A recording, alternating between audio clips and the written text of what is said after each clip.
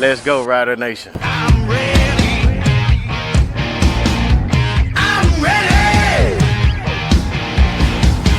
Yeah, here we go. It's a feeling now.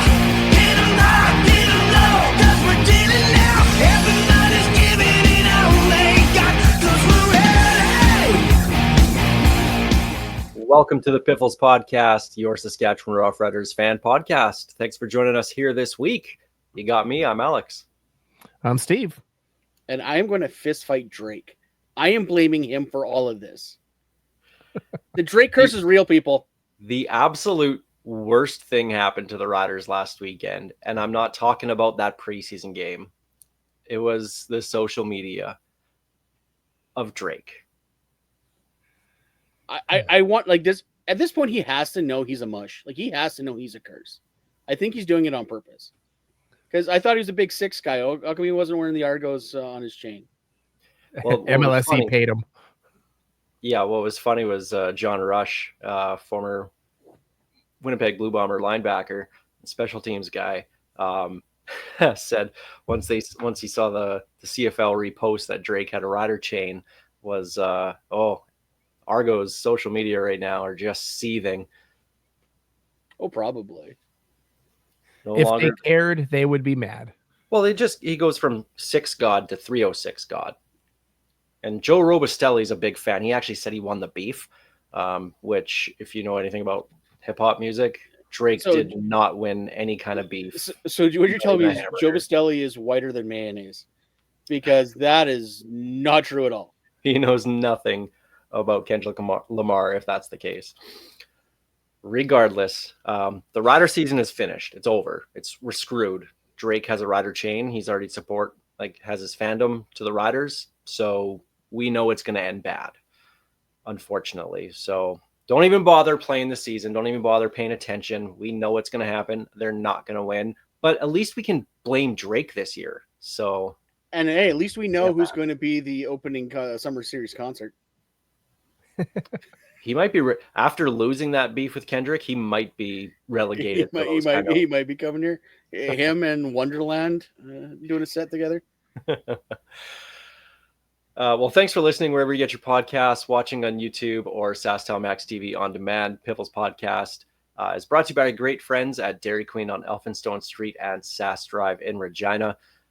We're also proud to be sponsored by Kathy Feshton of Royal LePage Regina Realty, Churchill Brewing Company, District 306, Regina's Tactical Laser Tag Experience, and Bigfoot Vodka. We'll talk about this preseason game that happened last week. We'll look ahead to the next one, and I have a bag full of comments to get to about the Riders season ticket holder member event. So let's get things started here. This week on the Piffles podcast, this is the opening kickoff.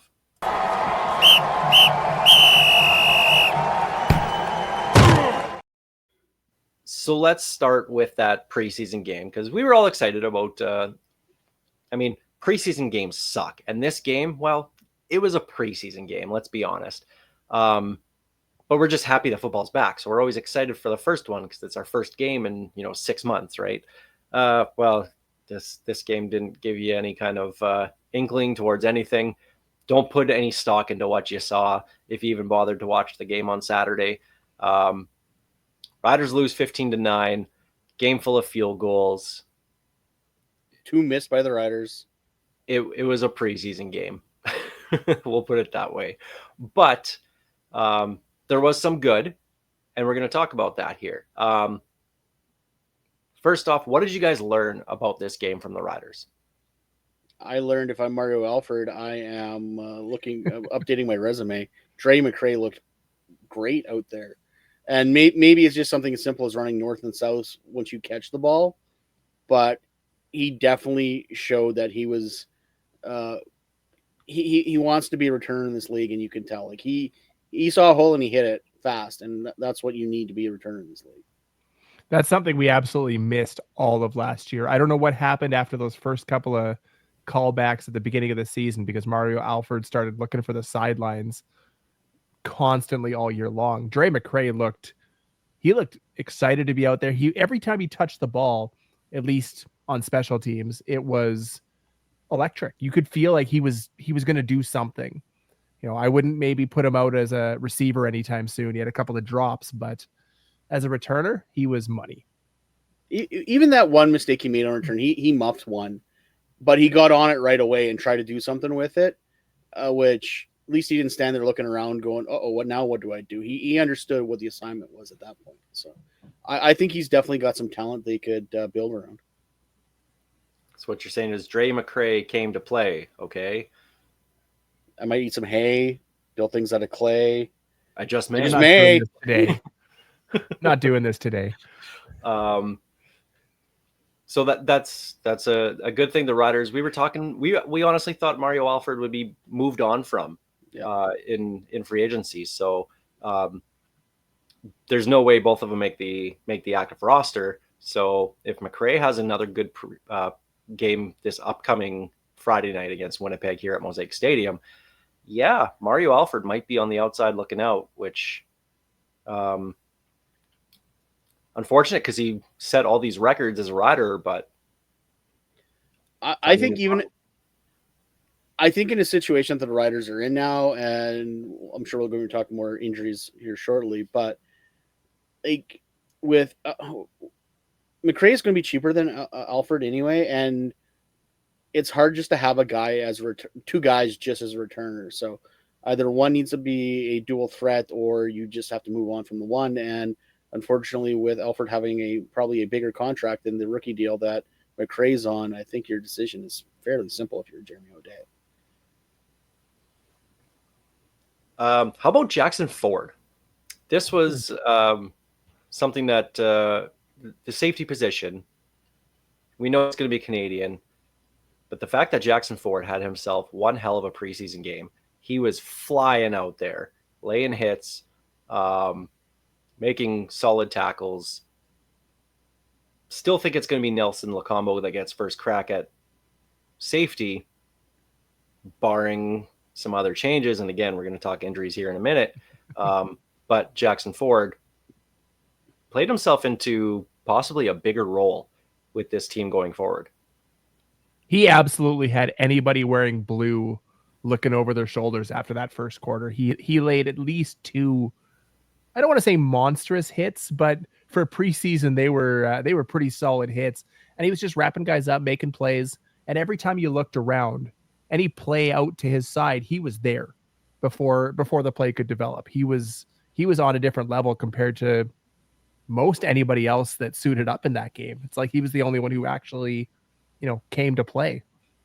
Yeah, he definitely came in all hyped up, that's for sure. And I don't know if it's because of he was ready to come back after that injury last year, or if it's because he's wearing his grandpa's number or what. But he came and he was laying the lumber. He was that.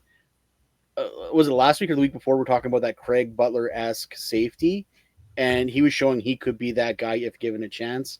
And I look forward to what the future brings for him because he looked great. Well, thanks for listening to the show, Jackson. Hopefully you can build on it from here. But to play off that, actually, with moving him back to safety and moving Dalkey down at linebacker, Dalkey actually looked really good at linebacker that game. It's such a better spot for him, honestly, because he is so good around the ball, and he is a bit of a liability in coverage on those crossing routes. We've seen that, but in the run game, he's good. And if you can get him, close to the line of scrimmage, get him, it's just a better position for him to succeed. So moving him to linebacker, and if he's going to be rotating in that linebacker spot with AJ Allen and CJ Avery, however it plays out, that's honestly, it's good for Dalkey going forward. Good for the Riders. And you know me, I always love seeing a CJFL guy come through and succeed. And they're definitely putting him in a spot where he's better to succeed than putting him back on that coverage spot. What about the quarterbacks? What did you guys think of the quarterbacks play in this game? Do we have an Alex was right button on Jake Mayer for most of his time in there? He didn't look good. He looked questionable at best until I called him out in our DMs group. Then he did put together a solid drive in a bit. But that pick he threw was horrendous. Doesn't even describe it. Right to And Who was it from Winnipeg? to be fair, the receiver tripped, but at the same time, yes, it was a timing route, but you got to realize there's not a green jersey in the frame of vision right now. So throwing it directly at a blue jersey is probably a bad idea. Yeah, if you can, you gotta hit that in the dirt. Yeah, like he hit who was it too? I should know who it was. It hit him right in the numbers too. It was a beautiful pass. It was a pass. It was beautiful. But other than that, Harris, the little he did, he looked okay. Once again, it's going to be, we know what you got with Trevor Harris. It's all timing routes and all that fun stuff. Cone, I was hoping to see more out of Cone. I really was. He didn't look terrible. And Tommy Stevens, stick to the short yards, bud. I like, you're good, but I don't know about the passing thing for you right now. Prove me wrong. Prove me wrong. I was definitely hoping to see more from Jack Cohn, especially with all that we've heard from him out of camp, that he was pushing Jake Mayer for that number 2 spot and looking like he could be that quarterback of the future. He looked, at best, if you want to say he looked okay, I feel like that would be the highest level I would go. And I just wanted to see more. But even at that level, if you look at the way Mayer played, he definitely was pushing Mayer, because Mayer Mayer was definitely not pushing Harris. Let's put it that way. They both played like number 2, trying to wrap up that number 2 spot. Now, I didn't realize this until I looked at the box score after, and I had to go back and like, oh yeah, I guess so. The O-line didn't allow a sack. So that's got to be good news, especially with the news that Sean McEwen's out for the year with a torn ACL. Philippe Gagnon has a torn bicep.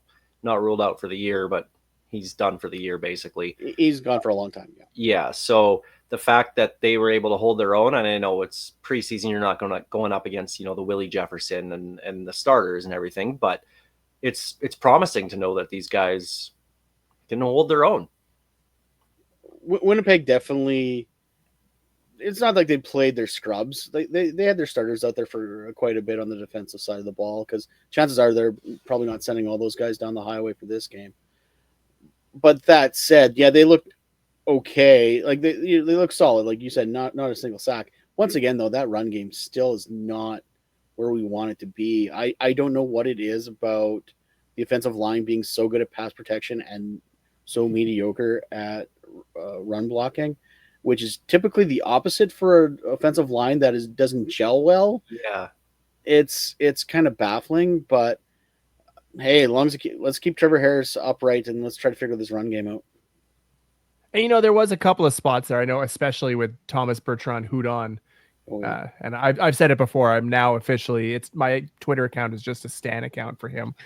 But he busted off a couple of nice runs back to back, and that was later in the game, maybe not against or Winnipeg's top D line, but he's solid. The one thing that disappointed me from a running game perspective, if we want to go there, was they handed the ball off to Penix once. I know I've already won the standout in camp battle by default, but I was hoping to get to see more from him, and it almost looked like they were trying to see what Anderson had, and maybe game 2 is going to be where they get a better look at Penix. Yeah, that game definitely looked like it was, let's see, it's Anderson's spot to lose, and he definitely didn't solidify it. So I think we're going to see a lot of Penix this game. But you're right about TBH. And don't get me wrong, like we said, he's going to be on this roster regardless because of the way he plays special teams in that passport. But he has shown, give me the rock and I will get you yards. So I'm looking forward to him being a bigger focal point of the offense too. On the flip side, the defensive line. What were your thoughts on what we saw from them? Malik Carney has come to play this year. The first series out of Winnipeg, he hit Zach Claros twice and hurried him twice. And I know there was at least one more in there. Our defensive line is going to cause some damage, especially when you get Micah Johnson and Mike Rose in there on a regular basis. And that rotation, I fear for the sanity of other teams' offensive lines. Let's not get ahead of ourselves. We say we have a good defensive line every year. It's been a while since we've had that really good pass rusher. So I'm being a little more tempered in my my opinion. That's not of how it, we but do things, Greg. I'm trying new They're things the this year. best. It's gonna happen. Record number of sacks. I'm trying new things this year, guys. I've grown as a podcaster and as a person. But no, they look good. Like I heard Lake Corte Moore heard his name quite a bit. He came to play this year after injuries and being He's a gonna little. he's gonna need to show out this year. Well, yeah, this is his show me year. Like he's in his third year, he has to. If not, he's going to be down the road. So, and like we said last year, he got outplayed by Marion.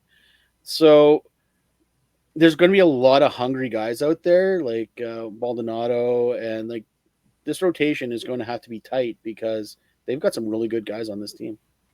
Benoit Marion had that forced fumble that Governor recovered. So Benoit Marion's another guy that stepped up, and I think he's going to be a very important player for this team this year. That's one guy that I think that he's not going to put up a ton of stats, but like we saw last year with him, and the expectations were so low on him last year just to kind of come in and just fill a spot. I'm not going to say he overachieved, but he did better than expectations. And I think that there's room for him to take that next step and become quite a regular participant on that rotation and be in there to make some plays this year. And the worst part is actually one of the new Americans that came in, the Governor looked really good too, but now the Drake curse is hitting us and he's in a walking boot. By the way, officially this title of the episode is going to be something about Drake, just so you know. I got something family friendly though, because I know what I want to call it. Probably can't. Yeah, I know. Not if we want to keep our parental advisory warning off our show. I mean, he's the 306 god now, so please don't call him that. I mean, it's the easiest transition. If he's not going to support Toronto anymore, and he's going to. Although I will say this about Drake, though. That Nokia phone that he had for one of his chains, that thing was fire. That was awesome. I think I had that phone.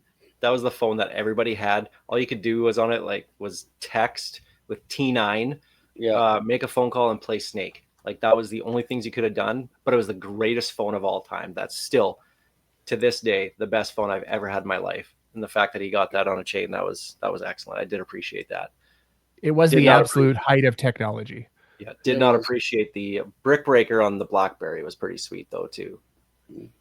But the trackball, not the trackpad. I hated the trackpad. Yep.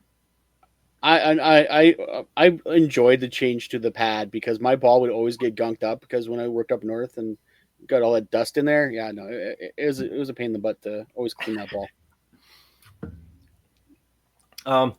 Anybody up before we move on from the preseason game? Last thing about that game. Again, we're not going to put too much stock into it. But some guys kind of did play their way onto the roster, potentially. Some guys definitely played their way off. Maybe this is where it kind of leads to. Anybody else stand out to you, good or bad? It was really nice knowing that despite me being an awful kicker in general, I can still outkick a guy trying out for a CFL team. Because that kick from Brian Garrity might have been the worst kick I have seen as a CFL fan in decades. There was kickers for Wendy's kick for a million that were closer than that was. Well, the first dude who won the million, his first few kicks were horrendous. Yeah. And then he just connected on the 50-yarder. Yeah, so you're going to make one to do it. Yeah. So there you go, Garrity. You still got a shot. Just talk Wendy's and bringing that back and shank the first 4 kicks. Just his shot's just not going to be here. I do have to say it's good to see that Zach Collaros is already in midseason form.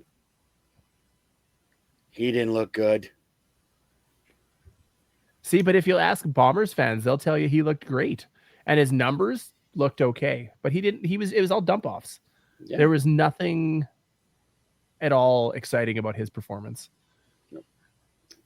And Steve, good thing about this game is you did get to see your friend play. And also, thank you for being such a big supporter and fan of the CFL and myself personally. which makes me happy that he's playing he's going to be the starter for the first game of the year, because I mean, his stats didn't look bad, but he's not a good quarterback. So Are you kidding? The way Doug Brown and Derek Taylor were talking up his performance, you thought he would destined for the Hall of Fame. Doug Brown, good Lord. Let me tell you about Doug Brown. First off, I think he's a great guy. He's so fun, and I totally get the over the top homer-ism that he's gonna have. Like, I respected him so much as a player, but funny dude. But oh my god, can this guy try to spin things? Like, you go to work into like a corporate meeting and them tell you the corporate ways and spin everything and big smiles and fake phony smiles. Doug Brown taught them how to do that. That's what this guy does. Like, everything is great if it's blue and gold. I want him to spin how bad the camera coverage of that game was, though. That was bad. Yeah. Like there's a legitimate argument to not air the games if that is what they're going to do with it, because you couldn't see the field half the time. Like, I understand they were using the in-camera feeds for their screens, and I understand Winnipeg has the itty bitty the screens, so that they have to like zoom in a lot so you can actually see something on them. So I get that's the problem, but we're not getting, like, you couldn't see field goals because they weren't showing the field goals. And apparently they weren't showing Sergio's because they didn't want to distract him. So it's just ridiculous how bad it looked. And yes, it's preseason, but like we were talking before the show, anyone who saw that game and was like, if that was their first CFL game, they're like, what is this? Well, I remember high school games with better coverage. I remember a play early on. I want to say it was the first or second quarter. There was the tipped ball that Winnipeg picked off and ran back for a score that was called back incomplete. And they didn't zoom to the guy returning the ball until he was halfway down the field. They sat there. You had Willie Jefferson. He jumped up, hit it. And Derek Taylor's talking about this guy running the other way. And the cameras just panned in on Willie. And I'm like, what is, and then there was another one. There was a tipped ball for the Riders that somebody else ended up catching. Derek Taylor's going off about how great a catch it was. And all we're seeing is the guy who tipped it sitting on the ground.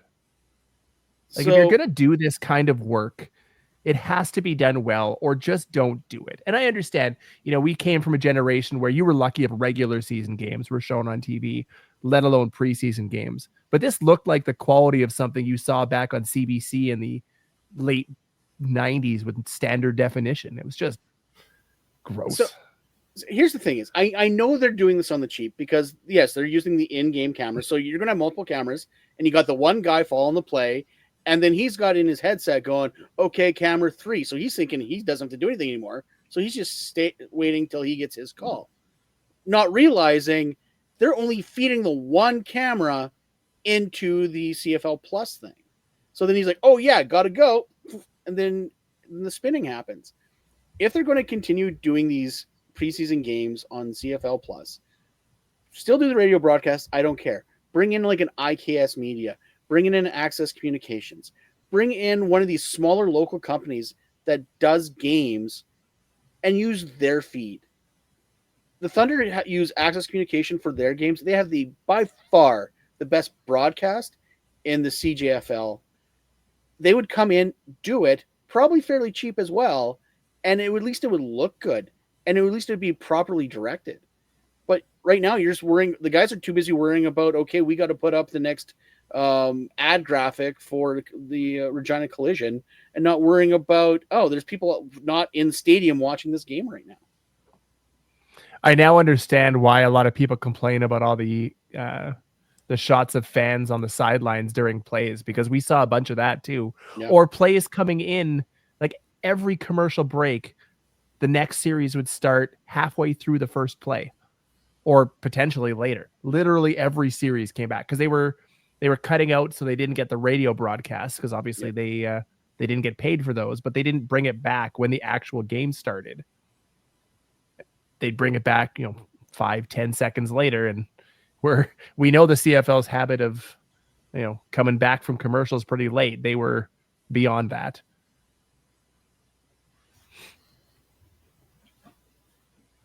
I'm with you, Greg. If you're not going to do it right, sorry, Steve, that's it. If you're not going to do it properly, just don't bother doing it. It's just not worth it. It's preseason. Like, you could probably listen to it on the radio and get the same exact out of it than you would watching it. Like, it's not good. But like, I get it. The CFL is not going to sell based off preseason. So why would they bother? So I understand, like, TSN not doing games, doing one a week and that's it, and only putting, your money out there once. But something's got to be done just to have a better product out there, because it is embarrassing. And the worst part, but that's not the other part of it. There's people that could not log. There was people that wanted to log in and watch, and couldn't, because once again, the CFL's infrastructure cannot handle web traffic. Yeah. Although I do love the bad back end error message. I'm hoping that becomes a meme all year long. All right. Well, injury update for the team. We mentioned Sean McEwen, Philippe Gagnon, both done for the year, torn ACL and torn bicep. Alex Gubner was in a walking boot on his left leg. Greg, you mentioned that. He's a defensive tackle, which actually is kind of a sneaky good way to get on the team, because if you're hurt, they can't just cut you. And he showed promise. So if you sneak him on an injury list, you got him for a few more weeks. Yeah. So without them having to give you a settlement, he's made the team, at least on the injured list to start the year. But an interesting one happened in practice on Tuesday. Tavon Campbell ended up getting hurt in practice. Didn't go to the locker room, stayed on the field and was stretching and just kind of took the rest of the morning off. But Kerfala Exume was with the starters going forward. So still keeping the ratio intact with two Canadians, safety and corner. So an interesting one there with Tavon Campbell. What do you guys make of that one? To me, this looks exactly like a guy who's not going to be out long term, and they just put somebody in his place. I think if they were seriously considering somebody else, that's where you move a Nelson Lacombo perhaps out there if you want to keep the ratio. It didn't seem like a major deal. Britton Gray from 980 certainly made it sound like it was a major concern with his first tweet. He did follow up not long after, kind of calming the waters a little bit, because people were starting to freak out. There is something wrong with being a prized free agent in Saskatchewan, because Philippe Gagnon, Sean McEwen, now Tavon Campbell. If I'm Jake Mayer, Tommy Stevens, or Mike Rose, I'm asking for extra bubble wrap, because they're in trouble. It's absurd how this is hitting this roster, and specifically to those prized free agents. Once again, freaking Drake. I keep on telling you, freaking Drake. But this was always the worry of having a starting Canadian corner, is it's really going to mess with your ratio unless you got someone behind him. So here's hoping he's not hurt. Like you said, sounds like it's something you can stretch out. Hopefully it's just a tweak. But yeah, let's hope we don't have to, especially if we're going only two Canadians on the offensive line, that we cannot keep on dropping Canadians from different spots. We can't go 4 Canadians at receiver. Honestly, they probably could. Okay, we don't want to go 4 Canadians at receiver. Yeah, exactly. But the nice thing is that flexibility of players and where they can play. So let's say this is a regular season game and Tavon Campbell's the starter, he goes down. You can put Exume, or you move Nelson Lacombo there, and then you can put Jackson Ford at safety, and then just to kind of back them up, you get Dalkey back there a little bit as well too. So there is that little bit of roster flexibility with at least in the defensive backs. And Kosta Onyeka is probably going to be on the game day roster as well too for his great special teams work. So they do have bodies to keep that ratio intact, but you don't want to get so far down that depth chart where you're, possibly, I don't know, just running super low. Like, you don't want to be doing that, right? So not too concerning, but I can't imagine we're going to see much of Tavon Campbell in Friday's game anyway. So be a good opportunity for some other guys to step up and play around here a little bit. Really quick, we'll get to the roster moves over the last week. The releases were Wayne Ruby Jr. Sorry, Greg. They released him Wasn't on a gem. Wednesday. Default. They could have done it on Tuesday and we could have sang the song, but did not happen. Nope. And of course, Brian Garrity, the kicker who had an absolute shank in that preseason game, and that's putting it very nicely. That is a shank. Wasn't even it. It was a worm burner. He looked like me golfing. So they did bring in another kicker, though. They did bring in Dawson Hodge, who actually looks like he's a better punter than he is a kicker. But another that's good. We could use one of those too, because Bailey Flint sucked. Flint didn't look good either. And that's, he didn't play last year, so not a good thing there. But they brought Joe off the couch and brought him back this past week as well. Another receiver signed, Abdul Janae Jr., and offensive lineman, another American, Jack Sherwin. So if we're going to be starting 3 Americans on the offensive line, there's already an abundance of American O-line on this roster right now, and quite a few will be cut on Saturday. But they might have to keep an extra 1 or 2 around if they're just going to have to play with an All-American offensive line at this point. So, which is wild. Yeah. Okay, the other thing on Saturday, and this is where we're going to get into my little bag of tricks here. The Rough Riders back and relax. Yeah, I was going to say I'm going to get comfortable too. There you go. The season ticket member event, to go pick up your season ticket holder gift and get a tour of the locker room. I will say this: there was pros to the event. There definitely was. There's not many in my mind. I like the idea of what they did. I really do. The execution is where I have my issue. It was so poorly planned and organized that's what really put a damper on things. So you had to RSVP to this thing as a season ticket holder, but apparently you could get up to 10 tickets if you wanted to per account. So people were snatching up all these tickets, and apparently they were selling them on Marketplace. I'm not sure why anybody would want to buy one of those, but to each their own, I guess. So Steve and I went together, and we got there at like 9:30, and we were like, man, we're going to be so early. That's all right. We'll talk to a couple people at the front of the line. When we walked up there was already a couple hundred people in front of us. So you sent your kid to go run and stand in line because we didn't feel like running or walking fast. Thank God Parker is fast. Yeah, exactly. He probably saved us 50 spots. Yeah, it saved us a handful of spots. But by the time 10 o'clock rolled around, which is when the gates were set to open, there was a few thousand people in line, easily. And Greg, you were kind of at that, not at the back of the line, but you were back there.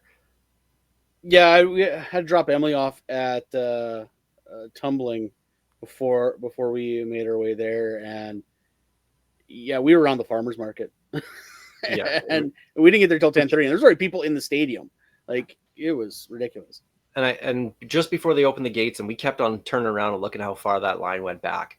And one thing I did say to you, Steve, I'm like, this is a good thing. People are excited. People want to get out, and it was a nice day out. So people wanted to get out and just, start their weekend off with a little bit of fun, and then, go watch the preseason game or listen to it or do whatever you're going to do on the weekend. Right. So that was good. Lots of people. So when you walked into the gate, they forced you. So this is I guess this would be the northwest corner. Southwest corner of the stadium. You had to go left when you walked in. So when you walked in, you go towards the middle of the concourse where the now newly named Sports Cage Lounge, not the Harvard Lounge, but the Sports Cage Lounge is. And if they would have opened the doors and had it in the lounge, there would have been way more room. They could have spaced out the tables a little bit. There would have been room, and you have an entrance and you have an exit. So that would have been the smart thing to do. No, they just crammed everybody in that little small spot of the concourse. Now they had 6 tables lined up. Not one sign that you could see walking towards it. So when we got there, massive humanity, just a mass of people there. Nobody knew what was going on. So we saw the first line. We're like, okay, well, we'll just stand in here.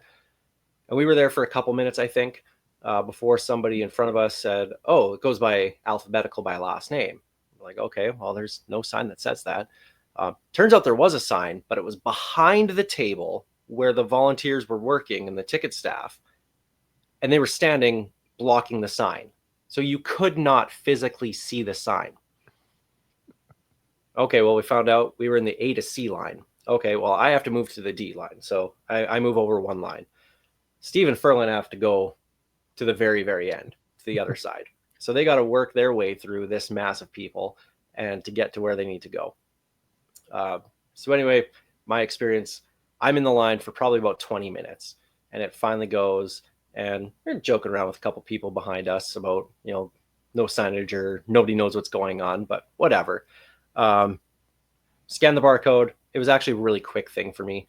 By the time I got up to the front of the line, get my stuff and make my way to the other end, and realize that I was probably going to be about another 20 to 30 minutes before Steve and Ferling got through the line. So by the time all three of us got through the line, it was over an hour, almost an hour. It might have been over an hour, actually. Yeah, if not, it was pretty close. Yeah, it was pretty close to that. So literally just to pick up a bag. And in this bag, well, the first thing was I got my lanyard. So it's the 10 plus year, even though I've been a season ticket holder member for 21 years now. So the labeling that they had on their boxes for these lanyards, their math was wrong. So I understand that math isn't a great, thing here that we do in 2009 Saskatchewan. would like a word. Ha ha ha, 13th man. Yeah, we get it. But it also said, so I should have gotten a 20 plus year lanyard, which I'm sure, honestly, if I just went to them and said, hey, it says on my card, since 2005, season ticket holder member, they would just swap it out. But I'm not ever going to use this, so I don't really care. But how many other people got the wrong one? I did. And their math on that was, yeah, you did. You ended up trading with somebody who's only had a season tickets for 8 years? Something like and got that. the 20 year. And got the 20 year one.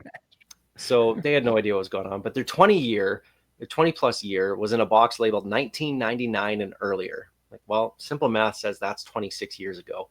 So already you're wrong there, guys. I could understand if this was in a 2023 or something, and maybe math was a little hard. We are in a 5 multiplier year. It's such an it is easy the year simplest to of math. years. So what you're telling me is they actually got these 5 years ago, and they're finally kicking them out. I guess so. Probably. All right. So I was like, okay, well, I saw somebody with their gift, and they had the little jewelry box. I'm like, okay, might be a ring. So this is the season ticket holder gift. I open it up, and all I see is, well, the first thing I saw was, hopefully if you could see it, season ticket member, and all I saw was the Obsidian logo, Saskatchewan Roughriders. When I looked at it, first thing I thought, they gave us a pin. One of the pins, the $5 pins from the store. Oh my goodness. I closed this and was like, you were so mad. I'm standing in line and I'm getting a text message. A pin. I'm like, oh yeah. God, what happened? Capital letters, a pin. Yeah. I did open it up again and realize, it has another side to it, and it has the season ticket member written on it. It's a coin or a golf marker, ball marker. I don't know. Nothing wrong with the coin itself. I personally have no use for it. If people collect this kind of stuff, good for them. Let them display it. I don't collect those little trinkets like that anymore. 20 years ago I might have, but now I don't. But that it's just kind of a cheap little thing. It's honestly something that you should be able to buy at the Rider store for like $7.99. And you probably will be by the end of the season. Again, nothing actually wrong with it, but it's just like, really, that's after the last few years when you have dropped season ticket numbers by 10,000, when we've gone from 25,000 to about 15,000, when non-season ticket members see that, are they going to be like, oh, that's going to make me really want to buy tickets? No, not really. Here's the thing, and don't get me wrong, like we've seen what the Argos fans get and what the Elks fans get, and to be fair with the Argos, they do have MLSE money, so they can just and whatever, that's right? And that's fine. And they got less season ticket holders. Let's they can flex a little bit more on that for that reason. But the fact remains is, I think if the event was ran better, like you said, like there was many like coming out of it. Oh, they weren't expecting this many people. I'm like, then why did we RSVP? It's like, oh, they RSVP'd, but people could give out 10. I'm like, that still means they knew how many people were registered to show up. Yeah, none of that should have been a surprise. So what they should have done is opened. If you're going to keep us just in the concourse level, I understand you can't put us on the field because the Sask Selects were playing. Put us over above Pill Country. That's where the biggest part of the concourse is. That's the most room there. It was just not being used. So, or even if not that, split it up in 3 different sections. Have 10 letters per area, or 9 letters per area, and split it. You go left if you're an A to F or A to what's the 9th letter of the alphabet, doesn't matter. And if you're the next 10, you go to the right, and split it up, and those lines wouldn't have been as congested. And have people at the front saying, when you're done, go this way to join the locker room tour line. Simple, easy. You have a gigantic stadium that you can use. I understand they didn't want to maybe get more security to block off certain areas or whatever, but hey, they picked it in the worst possible spot. Those 2 security guards I actually saw, they were vicious. Like they would have messed everyone up. When we walked in, Rob Vanstone was doing security. So I mean, and the rest were volunteers. And the rest were volunteers who didn't know what was going on either.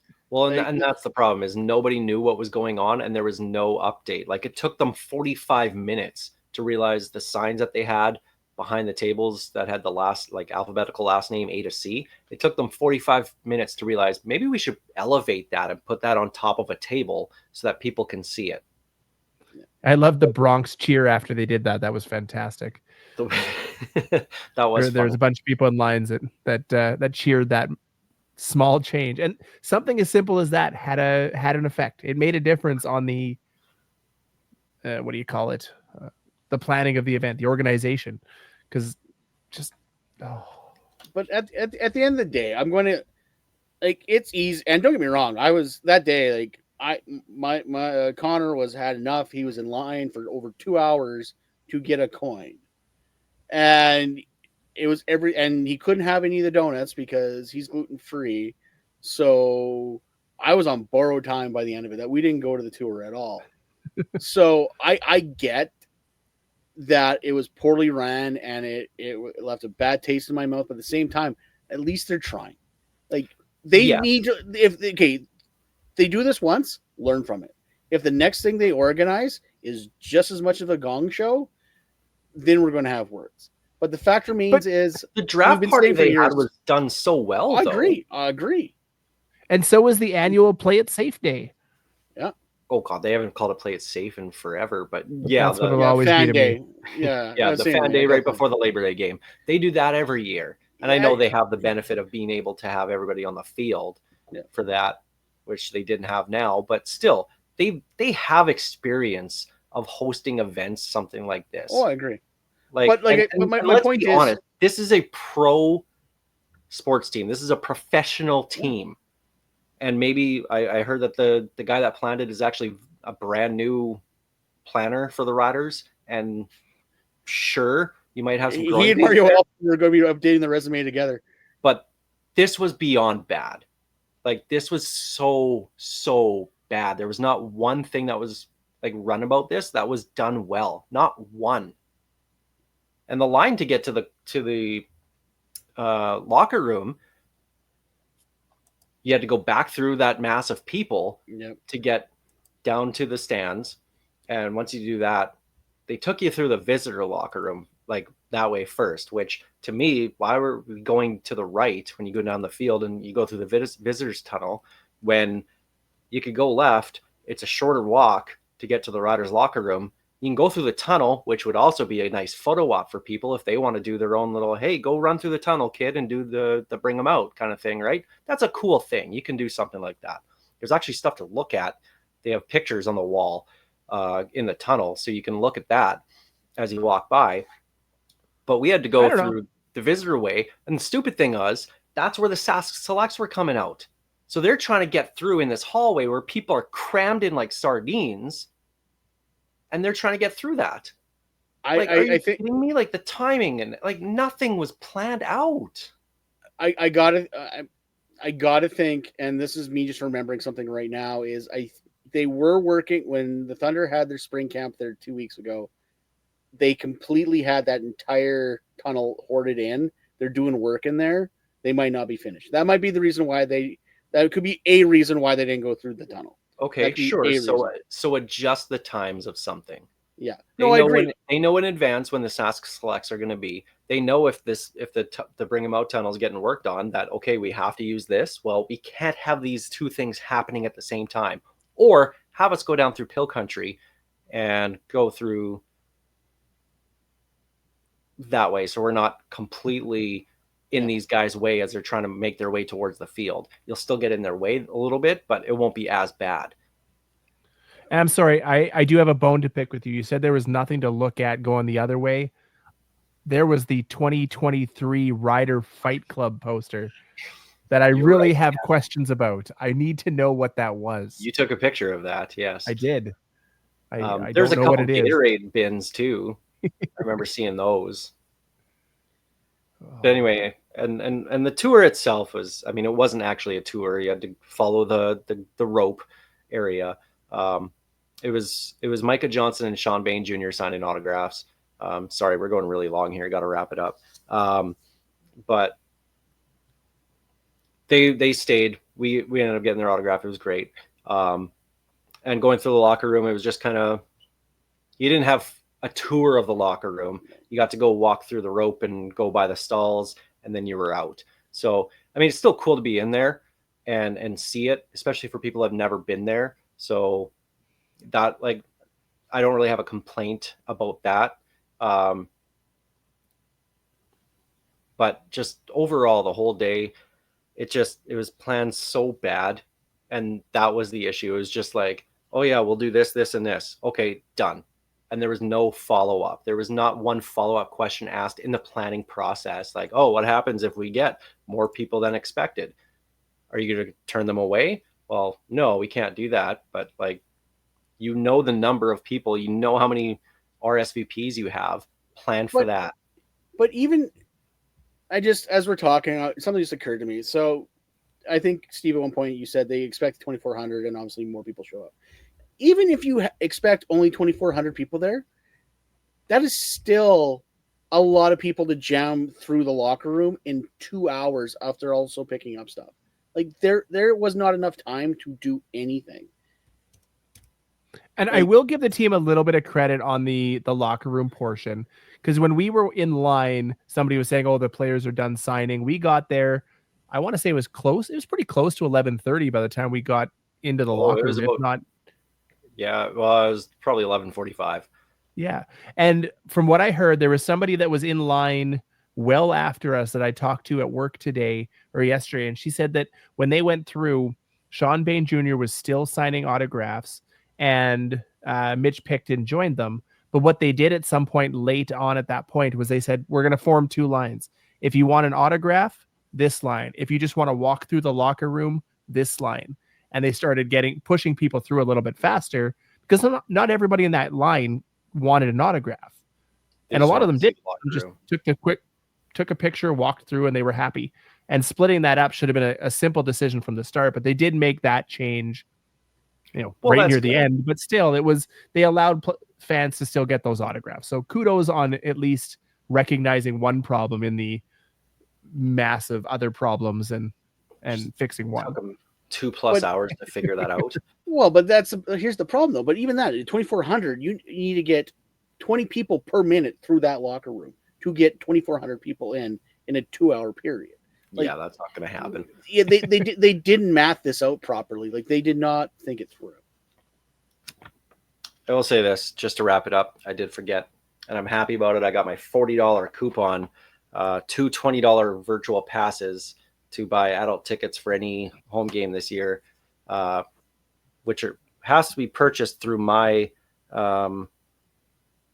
account manager, which I already have tickets, so I'm not sure why I would buy more tickets. But bring a friend. Okay, I understand that. Well, there's no guarantee they're going to be able to sit beside me because of how tickets are spaced out. So that is completely useless to me. So thanks for trying, Ratters. Appreciate that. And Craig Reynolds was there handing out waters, and he was at the little donut station and everything. And I didn't want to be that guy that went up to him. I know somebody on Twitter told me that they were that guy. Yeah, they were that guy. But apparently he didn't have an answer for them, which to me, that's another total topic right there. I know he's not in the everyday planning of events like this, but he is the face.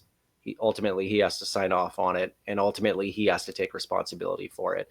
I know it's not his fault, but that's just the public perception, right? Like, it's the guy you got to complain to. It was very bad. It was just not good. We'll leave it there. That was the opening kickoff, a very long opening kickoff by Kathy Feshton of Royal LePage Regina Realty. Moving on to some fun stuff here. Let's get to Remember That Guy, sponsored by District 306, Regina's tactical laser tag experience. Greg, you got another name for us that Steve is going to get on number 6. And you're going to say college, and I'm not going to know anything about it. Unless you go with Hofstra or the Colorado School of Mines, no clue. So let's see who you got this week when we remember that guy. A finalist for the Old Spice National High School Player of the Year Award. I was today years old when I learned that there was an Old Spice High School Player of the Year award. As a true freshman at Oklahoma State, go Cowboys, had 12 touchdowns. First team All Big 12 in 2009. I'm even giving you guys a year this time. 2009, okay. Also called Calgary, St. Louis, and Jacksonville home. Greg Carr. No. Damn. Through those 4 teams, has a pro career total of 406 all-purpose yards with no touchdowns. And we're going. This is my first tweet. Hint. Ridiculous in my opinion. Not sure what more they could have asked for blank to do. All he did was make plays. Nope. My streak is over. That does nothing for me. Okay, and here's so Oklahoma. Yep. Had 12 touchdowns in Oklahoma. It's also as a true freshman. True freshman. Calgary, St. Jacksonville, and obviously the Riders.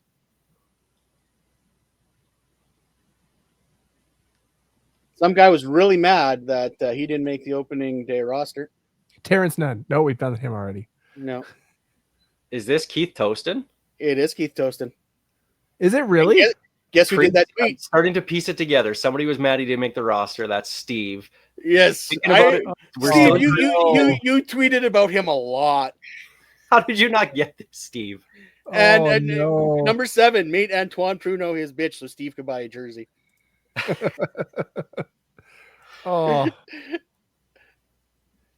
Steve, you tweeted about him a lot. In a week, you were all on the Toston train. I didn't realize I was the president of the Keith Toston fan club, and there was a fan club.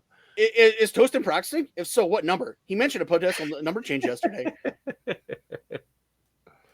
I got Sheets 2 years ago. Toasted now, no regrets, even if he changes his number. I will say this about Keith Toston, and I joke about Dennis Guile. There was 2 Dennis Guile jerseys out there. There are actually more Keith Toston jerseys out there than Dennis Guile jerseys. I have the pictures, and I got a and picture of the fan Furley. club. Yeah, I got the picture right here. I'm looking at it right now. That was still, as a Rider fan, that was one of my most financially intelligent decisions because I sold it for more than I paid for it. Because somebody bought it because they liked the number 42. Keith Toston, the gift that keeps on giving. Oh, man. How many all-purpose yards did he have in his career? Between because he never actually played in Calgary. He only got signed by Calgary. Yeah. So between the Rams, Jacksonville, and the Riders, he had 200 rushing yards, 76 receiving yards, and 140 kick return yards with the Rams and the Jaguars. Huh. And like 60 of them were on one play. Got it. 16% of your career yards in one play. Yeah. And I knew that name was coming too. Oh yeah, he was. I think it was number 4 on my list of potentials, just under Dennis Guile. And I thought for sure the fact that I went to a tweet, one of you guys would clue in really fast. That wait a second, one of us said this. No, and I should have. As soon as you pointed it out, I'm like, yeah, that would have been an obvious clue, but no. Number 42, Keith Toston. I will say this. I do not remember that guy. I remember him destroying Antoine Pruneau. Like, I remember that clear as day. Like, ran right through him like he was a speed bump. And I'm like, this guy's making the roster, and he didn't. I didn't buy a jersey, though. But but Anthony Allen was a hell of a running back, too, so it didn't really surprise me. I mean, given he had a 10-plus yard per average through the 2 preseason games, it surprised me a hell of a lot. And then to do what he did in his 1 regular season game, and then that was the extent of it, it was just weird. There must have been something in the locker room that we never really heard about because none of it made any sense. Yeah, he deserved a shot. 72 yards as a Rider, one carry for 41 yards. Yep. And that was his very first carry. That was his first carry, yeah. Yeah. I remember being at Lancaster, and we were popular for that 30 seconds, and then he did not a whole lot for the rest of the game. But hey. What year was that? That would have been, what, 2014? 2014. Yeah. 2014. Oh, yep. Good times. Good times. All right. I think he was the start of my jersey curse. Because you were good before that. You had Corey Sheets and Weston Dressler. So you did pretty good before Keith Toston. Since then, it's all been downhill. So that sounds about right. I will say this, though, Greg, and you might even throw these names. They're probably on your list, too. I am upset and disappointed that for preseason, I mean, Keith Toston you got with the preseason stuff, but no JT O'Sullivan or Ismail Bamba. A little bit disappointed by that. JT O'Sullivan is on my list. He is going to happen. He yes, preseason, yes, but you got to honor a guy that wore his initial on his jersey. But Bamba, I didn't even think of him. That's a good one. Well, he was the one that O'Sullivan threw that touchdown pass to. Yes, I guess he would have been. Yeah, that was the only thing I remember. All right. Well, there's Remember That Guy, sponsored by District 306. Let's get to our Churchill Brewing Company odds and end zones. Well, on our list here, it says Drake has a new Riders chain. We're effed. So, yeah, we've already talked about that. The airhorns banned in Montreal. I feel like I'm the only person who didn't care. Like, they bothered me very little on TV and even less in person. Well, now, in fairness, in person, I was not sober. I had definitely my share of Churchill brews that night. We did have a lot of beer that night, actually. But honestly, in the stadium, you couldn't really notice it. It wasn't the guy, but there was others that were one section over in the same row as us. Honestly, probably about 10 to 12 people over from us. They had air horns, and they were hitting those. And we watched, and we were trying to listen. You could kind of faintly make it out in the stadium, but you had to be paying attention. Otherwise, you didn't notice it. It just so happens that the dude sits right behind the microphones for for TSN, and it made their games unwatchable, and that was the problem, because so many people would tune out of those games. So this is where the league and everywhere else has noisemakers like this banned. Yep.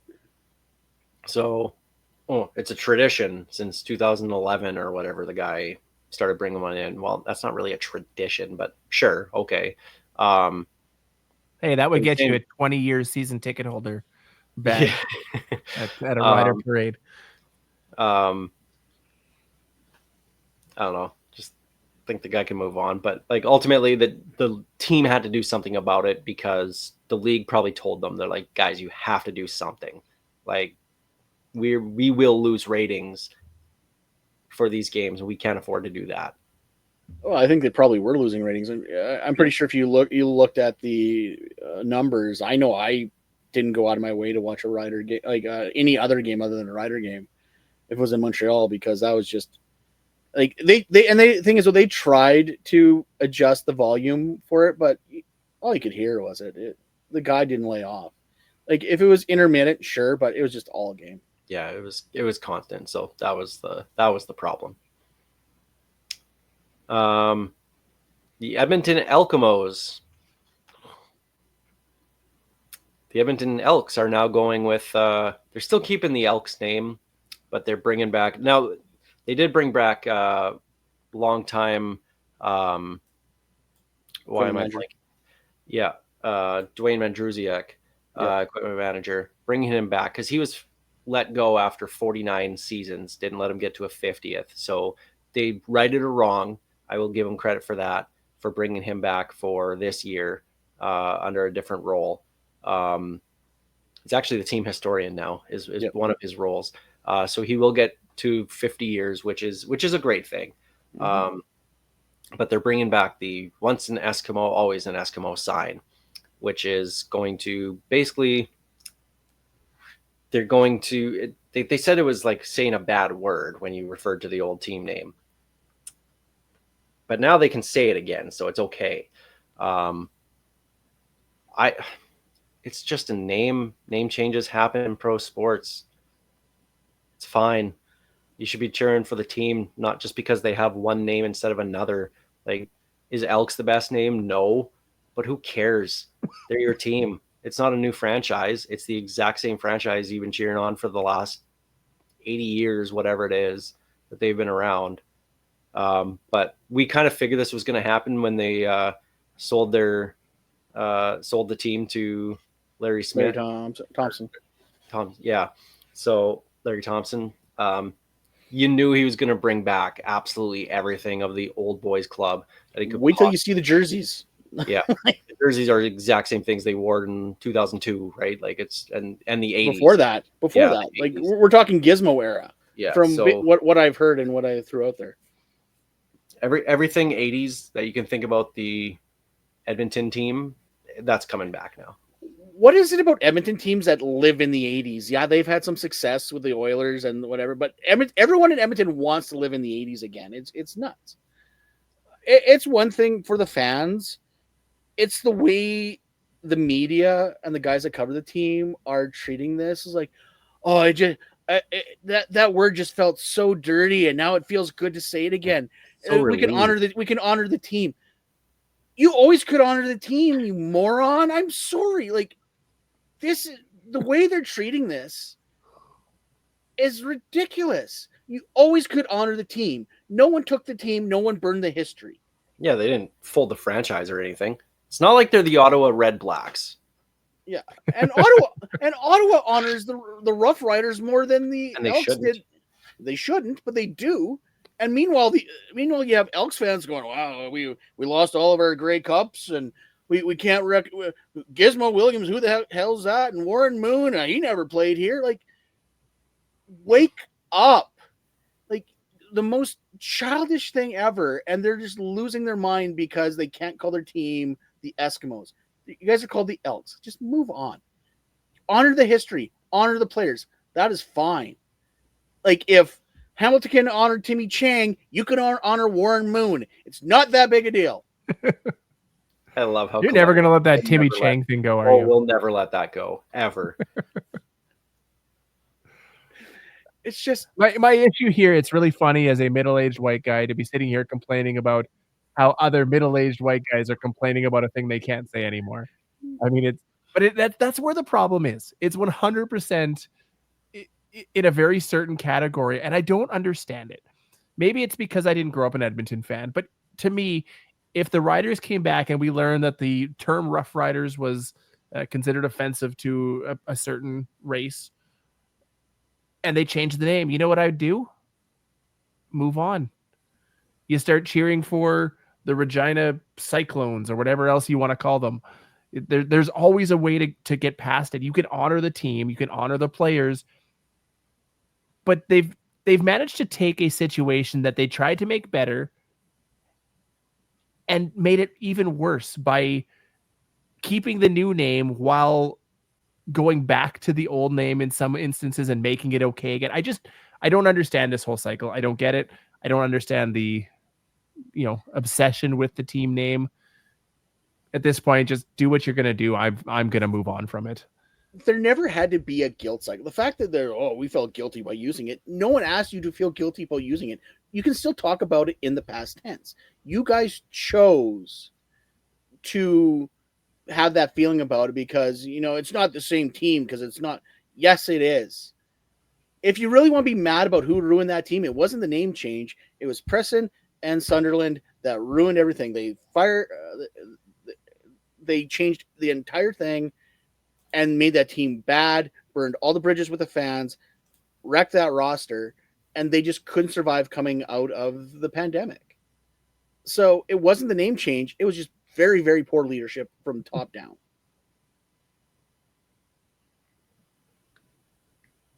Now that I got Greg fired up.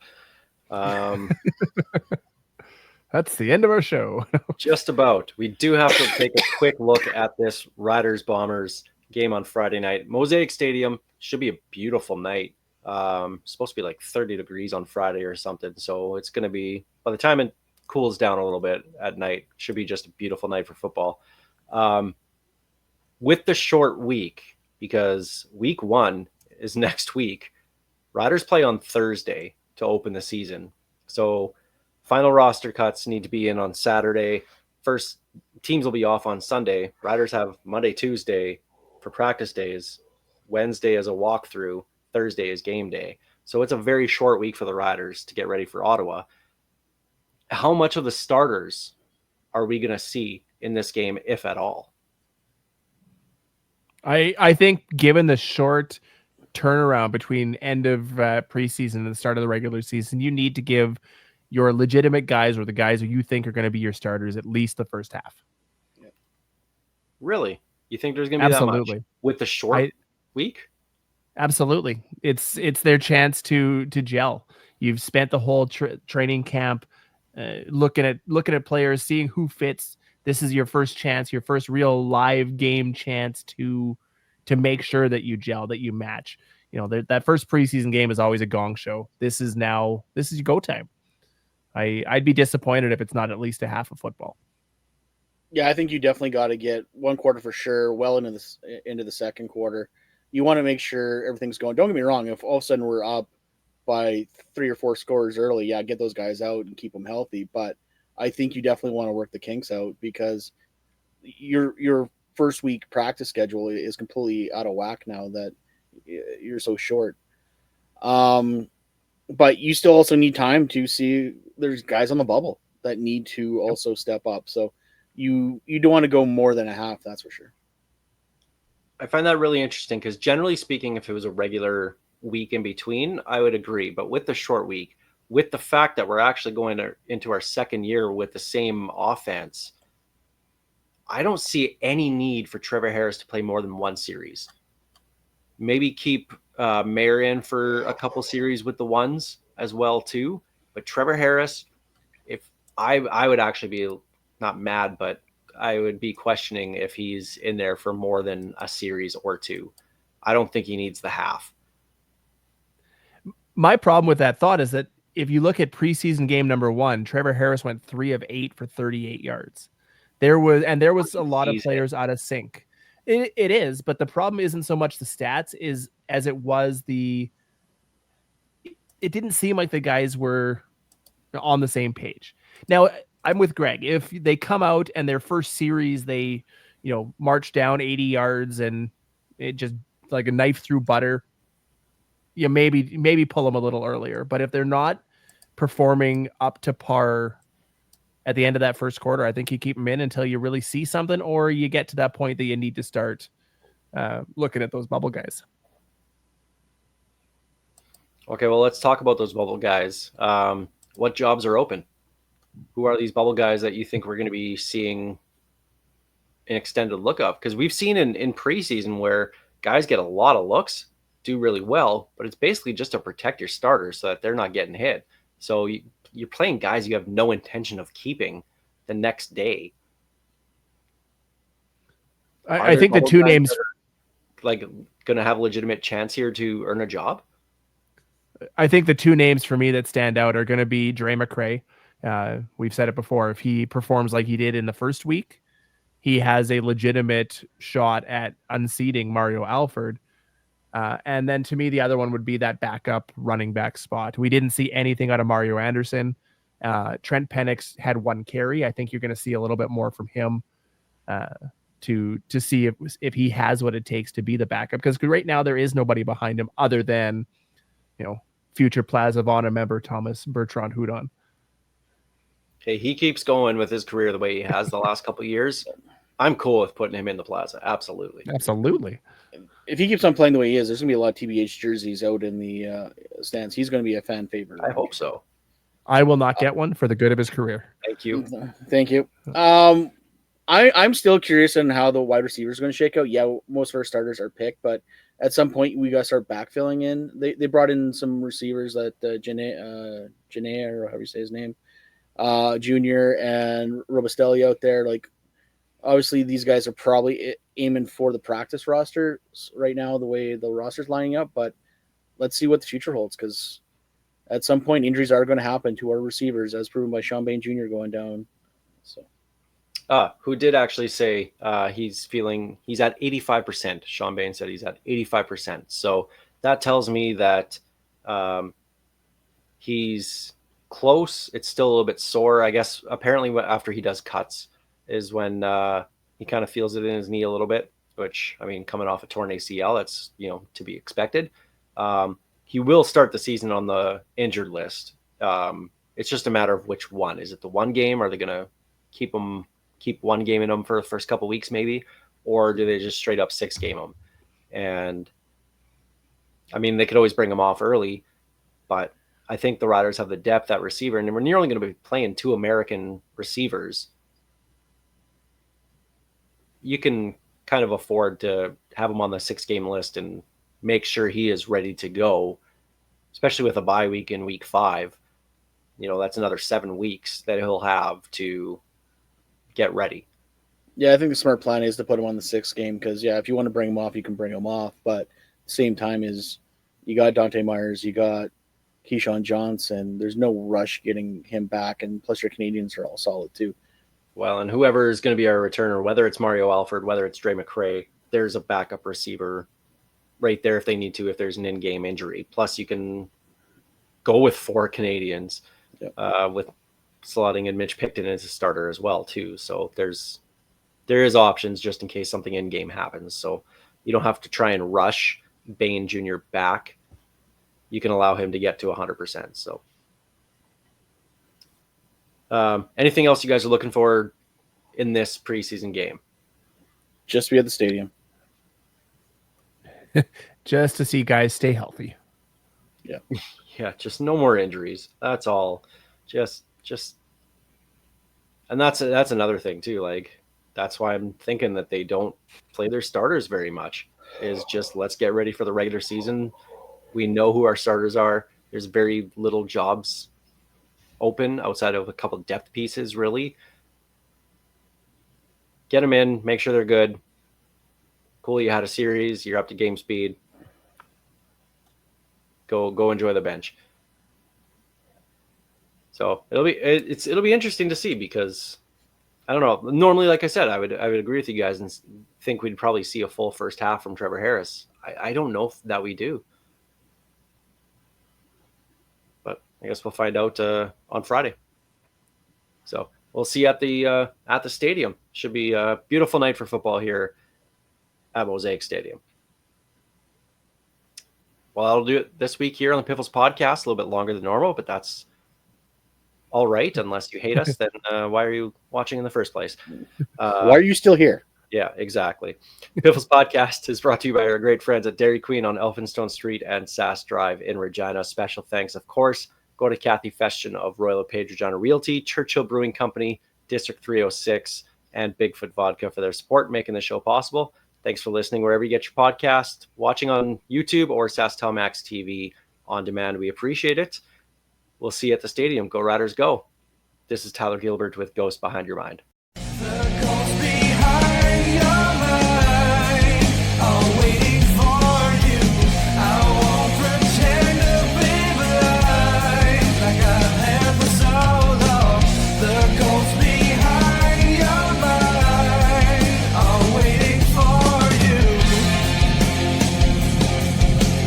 Thank you for being such a big supporter and fan of the CFL and myself personally.